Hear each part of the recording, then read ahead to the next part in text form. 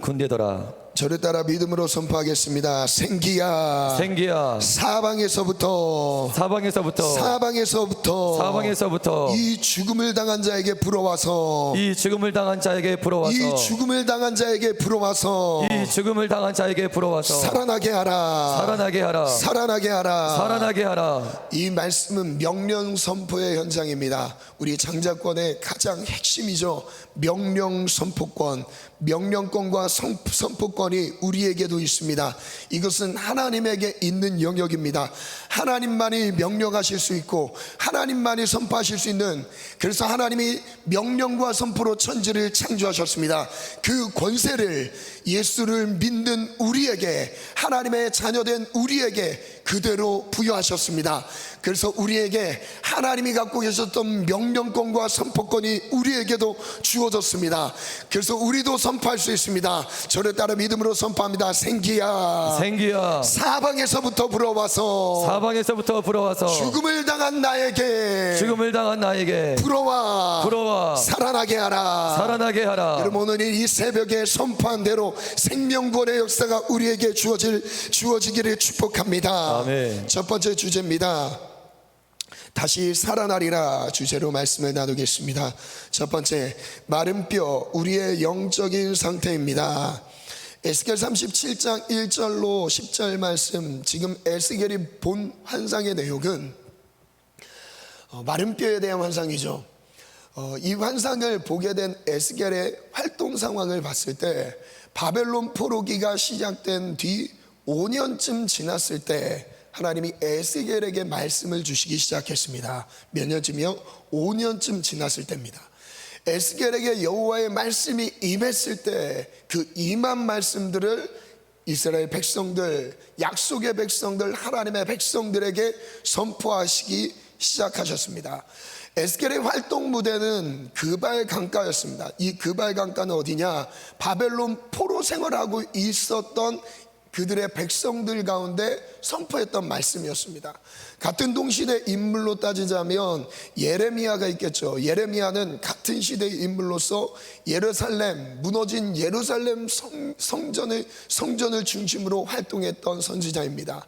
반면에 에스겔은 떠나온 포로 생활 중에 있는 바벨론에서 어렵게 살아가고 있는 하나님의 백성들을 위로하기 위해 하나님이 세운 선지자였습니다. 1절 말씀을 보니까 여호와께서 권능으로 내게 임재하시고, 에스겔에게 권능으로 임재하셨어요. 그리고 그의 영으로 그를 데리고 가셨습니다.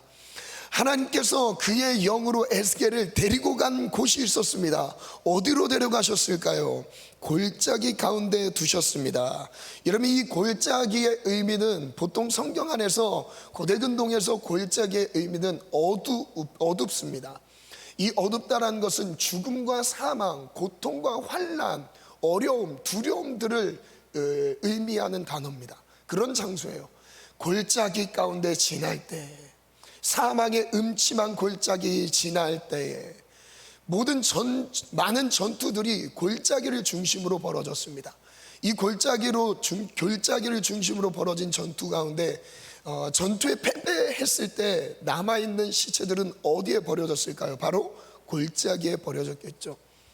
이 마른 뼈들이 지금 1절에 보니 골짜기 가운데 두셨는데 거기 뼈가 가득했습니다. 뼈들이 많았습니다. 이 뼈들은 도대체 어디에서 나타난 뼈들이었을까요? 환상으로 보여준 뼈입니다. 물론 이 환상을 통해서 하나님이 주시는 메시지가 있는 거죠. 의미하는 바가 있습니다. 이 뼈들이 아주 많이 있습니다. 어디에요? 골짜기에 많이 있어요. 이 골짜기는 어려운 전쟁터를 의미하는데 그 가운데서 패전한 군사들, 죽음을 당한 사람들, 제대로 된 시체를 제대로 묻지도 못해 널브러져 있는 상태, 뼈들이 가득했습니다. 2절 말씀을 한번 보겠습니다. 함께 읽습니다. 시작. 나를 그 뼈 사방으로 지나가게 하시기로 본즉 그 골짜기 지면에 뼈가 심이 많고 아주 말랐더라. 그 뼈들이 너무 많았습니다. 뼈들이 심이 많고 아주 말라있는 상태였습니다.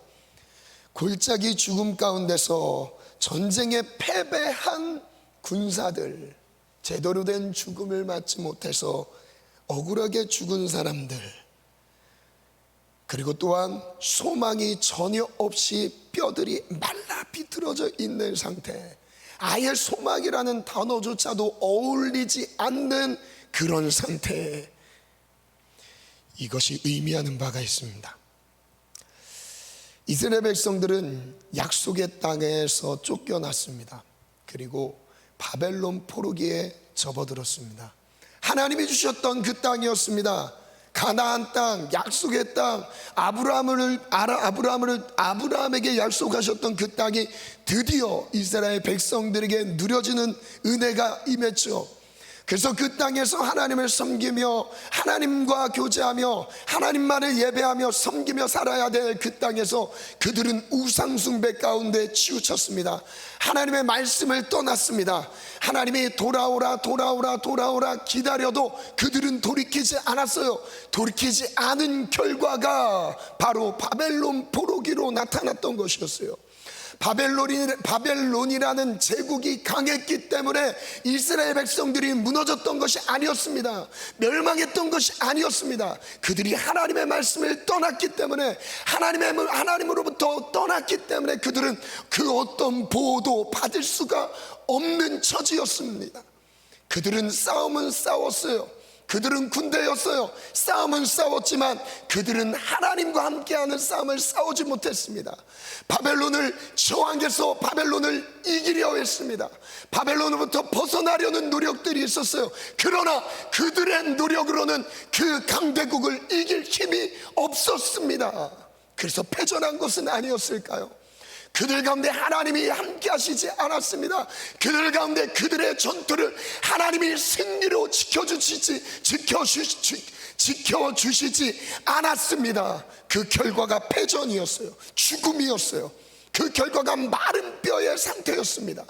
그 누구도 돌아보지 못할 만큼, 도와주지 못할 만큼 처절하게 무너진 상태, 그들의 바로 영적인 상태였습니다.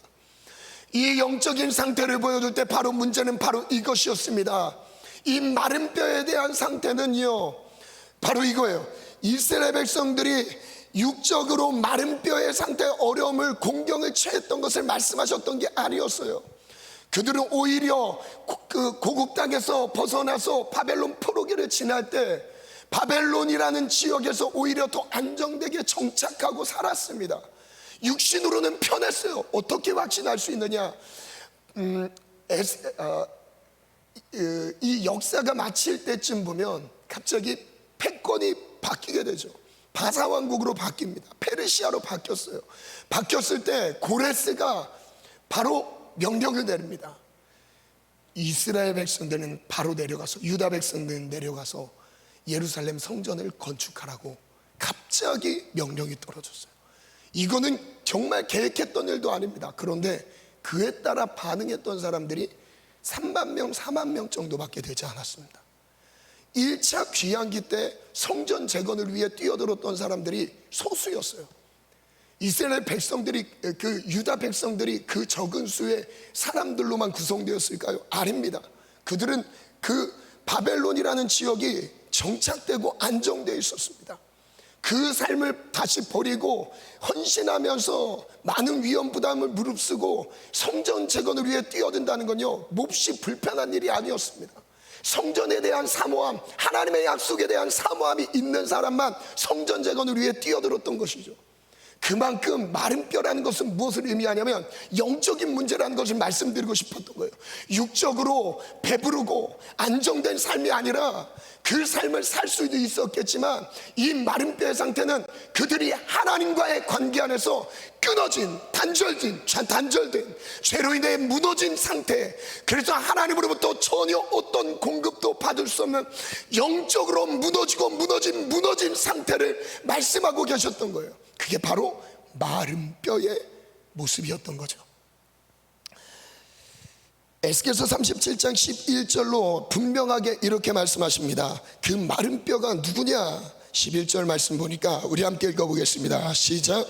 또 내게 이르시되 인제야 이 뼈들은 이스라엘 온 족속이라. 이 뼈들은, 이 마른 뼈들은 누구라고 말씀하시죠? 이스라엘의 온 족속이라. 하나님의 백성들의 모습이 마른 뼈의 상태까지 돼버렸던 거예요. 하나님의 백성들이 하나님의 말씀을 떠나고 하나님의 뜻을 벗어나서 살다 보니까 결국 그들의 살 상태가 마른 뼈의 상태로 보여졌던 겁니다. 이스라엘 온 족속이라. 그들이 이르기를 우리의 뼈들이 말랐고 우리의 소망이 없어졌으니 우리는 다 멸절되었다. 우리는 다 멸절되었다. 그들이 생각하기를 이제 하나님이 우리를 버리셨다라고 생각했어요. 이제 그들이 생각하기를 하나님이 우리를 돕지 못할 거라 생각했어요. 더 이상 하나님이 우리를 도울 만한 조금의 가능성도 그들에게 보여지지 않았던 상태였습니다. 그게 바로 마른 뼈였죠. 그리고 12절 말씀 한번 또 읽겠습니다. 시작. 그러므로 너는 태어나여 그들에게 이르기를 주 여호와께서 이같이 말씀하시기를 내 백성들아 내가 너희 무덤을 열고 너희로 거기에서 나오게 하고 이스라엘 땅으로 들어가게 저를 하리라. 따라 선포하겠습니다. 무덤을 열고 거기서 나오게 하리라. 지금 이 무덤은 어디입니까? 바벨론 포로 생활하고 있는 그곳입니다. 거기서 죽어 있는 상태라고 말씀하고 계신 거예요. 마른 뼈 조각들처럼 무너져 있는 그들의 모습이라고 말씀하십니다. 그 무덤을 열고 나오게 하리라. 그 포로 생활에서 나오게 하리라. 끊어진 하나님과의 관계에서 회복시키리라. 죽어져 있는 영적인 모든 상황에서 너희들에게 생명을 주리라. 이것이 바로 하나님의 약속이었던 거예요. 그들을 향해 선포되는 메시지였습니다. 저를 따라 다시 한번 선포하겠습니다. 무덤을 열고 무덤을 열고 나오게 하리라. 나오게 하리라. 약속의 땅으로 약속의 땅으로 들어가게 하리라. 들어가게 하리라. 그들은 폐허가 되었습니다. 약속의 땅 예루살렘은 이미 폐허가 됐어요. 전쟁에서, 모든 전쟁에서 져버렸어요. 그래서 마른 뼈가 돼버렸습니다. 이 마른 뼈들은 누구냐면 결국 뒤에 10절에 보면 10절에 이렇게 나옵니다. 10절 먼저 제가 읽어드릴게요. 이에 내가 그 명령대로 태어나였더니 생기가 그들에게 들어갔어요. 살리셨던 거죠. 그랬을 때 그들이 곧 살아나서 일어서는데 무엇이 됐다고 말씀하시죠? 여호와의 군대로 일어서게 하셨던 거예요. 마른 뼈가 군대로 되게 하셨던 겁니다. 여기서 핵심이 있어요. 군대, 원래 그들의 정체성은 원래 군인이었습니다. 원래 군대였어요. 하나님의 군대였어요. 이스라엘 백성들을 부를 때 하나님이 이스라엘 백성들에게 자신을 드러내실 때에 자신을 향해서 만군의 여호와라고 말씀하세요. 이 표현이 가장 많이 나옵니다. 즉 모든 군대 가장 강한 하나님 여호와가 너희들을 지키신다는 거예요. 세상적인 방법으로 그들의 전투력을 준비했던 게 아닙니다. 그들의 무기를 고안했던 게 아니에요. 그들의 전술과 전략과 방법들로, 그런 방법들로 싸웠던 게 아니었어요. 그들을 지키시는 분은 하나님이셨습니다. 그들을 지키시고 그들의 군대장 되신 분이 하나님이셨습니다. 저를 따라 선포합니다. 이스라엘의 군대 대신 이스라엘 군대 대신 이스라엘은 하나님의 군대였다. 하나님의 군대였다. 하나님의 군대였던 거예요. 그들은 원래 군대였습니다. 그런데 그들은 패배한 군인이었어요. 마른 뼈라는 뼈로 됐다는 것은 패배했다는 거예요. 졌다는 거예요. 무너졌다는 거예요. 그 군대를 하나님이 다시 살리셨어요. 이전에는 자기의 싸움을 싸웠던 군대였습니다. 이전에는 자기 방법대로 싸웠던 군대였어요. 이전에는 하나님의 말씀을 뒤로하고 자기 생각대로 싸움을 싸웠던 군대였어요. 그 결과 비참한 죽음을 피할 수가 없었던 것이죠. 그러나 하나님은 그 죽었던 군대를 다시 살리셔서 하나님의 싸움을 싸우게 하시는 군대로 일으키셨습니다. 아멘. 저를 따라 한번 믿음으로 선포하겠습니다. 나의 싸움을 멈추고 하나님의 싸움에 뛰어듭시다. 하나님의 싸움에 뛰어듭시다. 아멘. 아멘. 마른 뼈는 이스라엘 온 족속의 모습입니다. 또한 포로된 상태를 말씀하십니다. 무덤은 바벨론 포로 생활을 하고 있는 것을 의미합니다. 소망이 전혀 없는 상태를 의미합니다. 두 번째인데요, 군대 다시 살아나리라. 37장 3절부터 한번 읽겠습니다. 함께 믿음으로 선포합니다. 그가 내게 이르시되 인자 이 뼈들이 능히 살 수 있겠느냐 하시기로 내가 대답하되 주 여호와여 주께서 하시나이다. 또 내게 이르시되 너는 이 모든 뼈에 대언하여 이르기를 너희 마른 뼈들아 여호와의 말씀을 들을지어다. 주 여호와께서 이 뼈들에게 이같이 말씀하시기를 내가 생기를 너에게 들어가게 하리니 너희가 살아나리라. 너희 위에 힘줄을 두고 살을 입히고 가죽으로 덮고 너희 속에 생기를 넣으리니 너희가 살아나리라. 또 내가 여호와인 줄 너희가 알리라 하셨다 하라. 오늘의 핵심 메시지가 바로 여기 있습니다. 우리의 영적인 상태는 처참한 죽음을 피할 수 없는 영적으로 죽어진 상태입니다. 마귀의 공격에 의해 저항하지 못하고 죄로 인해 무너져 있는 것이 바로 저와 우리 모두의 모습입니다. 그게 바로 마른 뼈죠. 그런데 하나님이 그 마른 뼈를 살리시는 장면이 나옵니다. 3절에 보니까 하나님이 물으세요. 에스겔에게 물어보십니다. 이 뼈들이 능히 살 수 있겠느냐? 뼈들이 어떻게 살 수 있겠습니까? 뼈들이 어떻게 살 수 있겠어요? 그런데 그때 대답합니다. 주 여호와여 주께서 하십니다. 4절에 하나님이 이제 그 뼈들을 살리시는 움직임을 보이십니다. 또 내게 이르시되 너는 이 모든 뼈에게 대언하여 이르기를 너희 마른 뼈들아 여호와의 말씀을 들을지어다.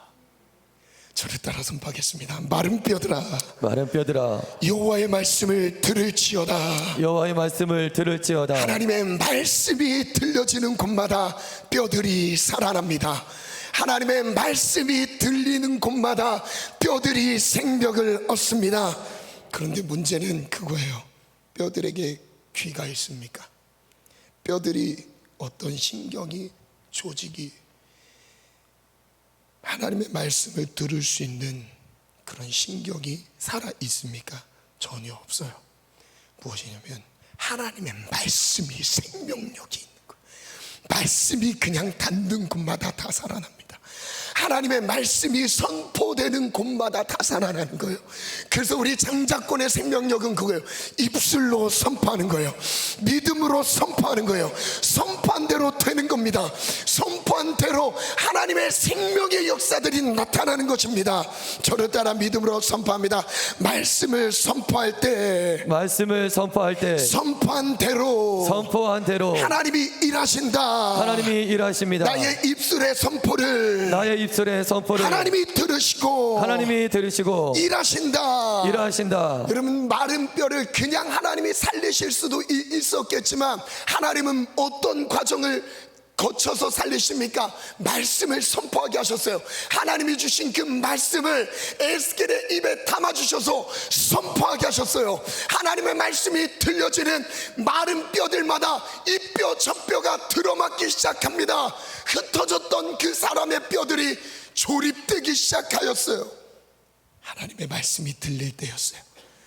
그래서 실제 일어나는 상황을 7절부터 한번 보겠습니다. 7절부터 한번 읽겠습니다. 시작. 이에 내가 명령을 따라 대언하니 대언할 때에 소리가 나고 움직이며 이 뼈 저 뼈가 들어맞아 뼈들이 서로 연결되더라. 저를 따라 선포합니다. 명령할 때에 대언할 때에 여호와의 말씀을 대언할 때에 말씀을 선포할 때에 이 뼈 저 뼈가 들어맞기 시작합니다. 마른 뼈들이 움직이기 시작합니다. 죽어있던 우리 영혼들이 하나님의 말씀을 선포할 때 맞아지기 시작합니다. 움직이기 시작합니다. 믿음으로 취하시기를 축원합니다. 저를 따라 선포합니다. 하나님의 말씀을 대언하여 선포할 때 생명이 움직이기 시작한다. 죽었던 영혼이 움직이기 시작한다. 아멘. 8절 믿음으로 선포합니다. 시작. 내가 또 보니 그 뼈에 힘줄이 생기고 살이 오르며 그 위에 가죽이 덮이나 그 속에는 생기는 없더라. 생기는 없는 상태였어요. 사람으로 창조되었습니다. 이 내용이 그대로 하나님께서 인류를 창조하실 때 창세기 2장 8절 이후에 나오는 말씀 가운데 하나님이 인류를 창조하시는 그 장면이 그대로 담겨 있어요. 하나님이 사람을 흙으로 빚으신 다음에 생기가 없는 상태를 설명하는 것과 같지 않습니까? 지금 이 마른 뼈를 하나님이 다시 말씀으로 창조하고 계신 거예요. 하나님이 직접 빚으시고 계신 겁니다. 말씀하시니까, 말씀을 대언하니까 이 마른 뼈들이 하나님의 군대였던 그들의 정체성이 다시금 회복되기 시작했어요.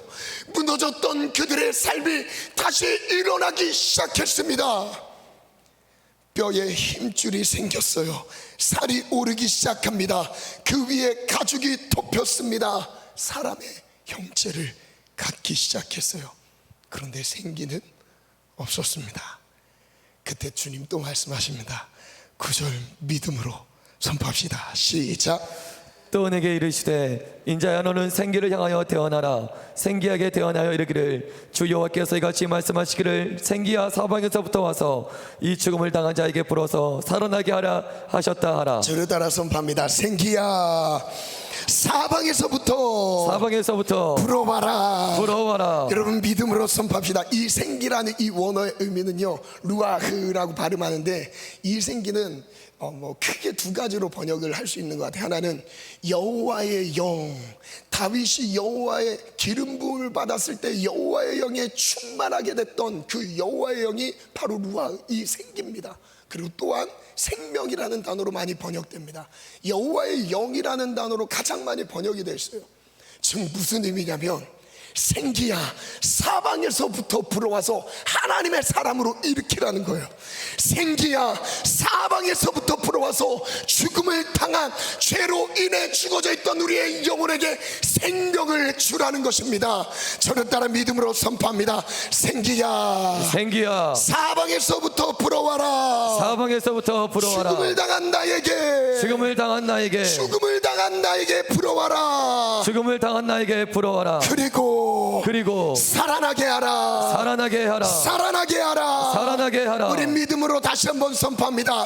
생기야 사방에서부터 불어와라. 죽음을 당한 나에게 불어와서 살아나게 하라. 생기, 하나님이 주관하시는 그 생기가 우리 안에 들어올 때 죽었던 우리 영이 깨어나기 시작합니다. 죽어있던 우리의 영이 살아나기 시작해요. 그리고 하나님의 군대로 세워지기 시작합니다. 아멘. 우리 마지막 절 10절 같이 읽겠습니다. 시작. 이에 내가 그 명령대로 대언하였더니 생기가 그들에게 들어가매 그들이 곧 살아나 일어나 서는데 극히 큰 군대더라. 쓰러지고 무너져서 아예 흔적조차 없이 사라졌던, 자기 싸움을 싸웠던, 자기 고집을 고집하며 끝까지 하나님을 거절하고 배반했던 마른 뼈들을 하나님이 이제 다시 살리시기 시작합니다. 이 시간 제가 기도 제목 두 가지를 드리겠습니다. 첫 번째 기도 제목은요, 하나님을 떠나 마른 뼈가 되었습니다. 하나님의 말씀을 떠나 자신의 방법대로 살았음을 고백합니다. 결과가 마른 뼈였습니다. 세상을 이길 힘이 없음을 고백합니다.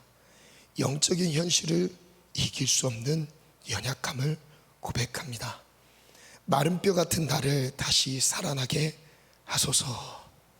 하나님의 말씀이 들리면 돼요. 아멘. 마른 뼈, 우리의 영적인 상태입니다. 죄 하나 이길 수 없는, 죄로 인해 죽어져 있는 나의 상태입니다. 처참하게 무너진 나의 상태입니다. 하나님, 이제 나의 싸움을 멈추고 하나님의 싸움을 싸우는 군대로 일으켜 주옵소서. 두 번째 기도 제목입니다. 우리 함께 믿음으로 선포하겠습니다. 시작. 말씀과 성령으로 회복시켜 주소서. 하나님의 말씀으로 다시 살려 주소서. 생기를 불어넣어 살아나게 하소서. 하나님의 말씀에 반응하게 하소서. 성령으로 충만하게 하소서. 두 번째 기도 제목 다시 한번 선포합니다. 시작. 말씀과 성령으로 회복시켜 주소서. 하나님의 말씀으로 다시 살려 주소서. 생기를 불어넣어 살아나게 하소서. 하나님의 말씀에 반응하게 하소서. 성령으로 충만하게 하소서. 하나님의 말씀으로 마른 뼈들을 태어나게 하실 때 살아났습니다. 말씀이 들려질 때 살아났습니다. 오늘 우리에게도 하나님의 말씀이 들려질 때 살아납니다. 들려질 때 살아납니다. 들을 귀가 없는 우리에게 하나님의 생명력 있는 말씀이 가까이 오기 시작합니다. 죽어있던 우리 마른 뼈들을 이 뼈 저 뼈 들어맞게 하시며 사람으로 빚으시고 생기를 넣기 시작하십니다. 그것이 바로 우리의 모습입니다. 하나님이 말씀으로 생기를 불어넣게 하셨습니다. 하나님 오늘 우리에게 생기를 불어넣어 주옵소서. 하나님 오늘 우리에게 말씀하여 주옵소서. 생명력 있는 하나님의 군대로 일으켜 주옵소서. 성령으로 충만한 하나님의 군대로 일어날지어다. 우리 다 같이 말씀을 의지하여 다 같이 주님 세 번 찾고 합심해서 기도합니다. 주여